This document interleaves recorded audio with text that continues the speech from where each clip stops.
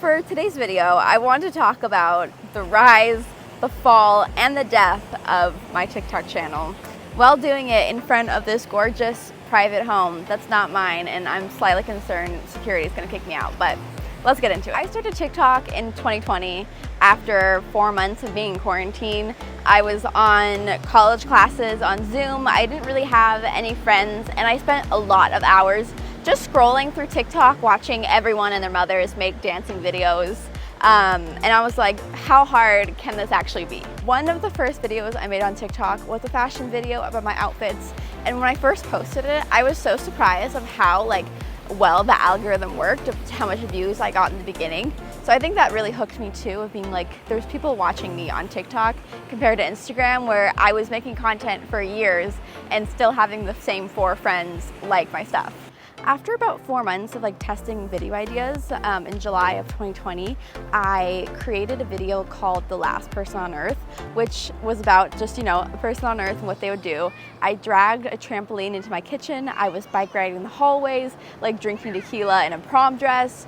And I think this really reflected how I was feeling in quarantine, because I already felt like I was the last person on Earth because no one was getting together and my friends weren't there and the world was shut down. I posted that video that night and woke up to 1 million views, which was so crazy to know 1 million people had seen that video. And I had friends text me being like, oh my gosh, you gone viral.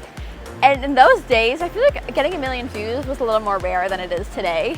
And I just remember thinking let me go make 10 more of these videos. And that is exactly what I did. I got more and more creative with my storylines. As you can see, I do have red hair, and I used all of my years of people making fun of me, bullying me, the satire, and I made funny skits about me stealing people's souls, about me, eating people's hearts, me making deals with Satan.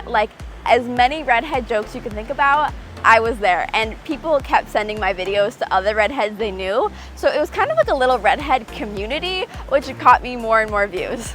Then I took another left turn and started making princess content, which got even more views, of 12-year-olds liking, my stories about princesses and saving their girlfriends. I painted my room pink, which got millions of views as well.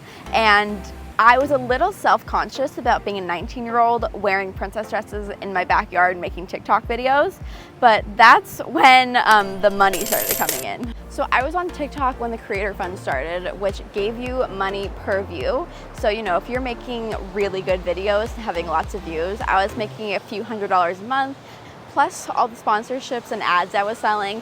I had companies giving me free things, free makeup, clothes, products like that. The biggest companies I've worked with was Amazon Prime, when they sponsored a video for a TV show they were doing, and Canon, who literally sent me a camera. At this time, I was also a full-time college student, so I was putting all my funds into paying for college and a full class schedule. So at that point in 2021, I had 500,000 followers. I was paying off my student debt. I was making more money than most of my friends. And even with all of that, I just suffered this crazy burnout. It was hard for people to understand how much work and effort went into these videos I was making. Every video I made had a certain look, location, outfit. I was spending so long editing these videos and posting to make sure that they were up to my standard, which got higher and higher as more people were looking at my things. So at the end of 2021, I knew that I was done. It was time for a break, and I stopped posting. Oh my gosh, I'm out of breath from walking to all these changes. So during my break, I wanted to do more real world things since the world was opening back up from the pandemic. I joined a pageant, I hung out with my friends more, I joined dating apps and went on a few dates, which I have a few funny stories from that time period.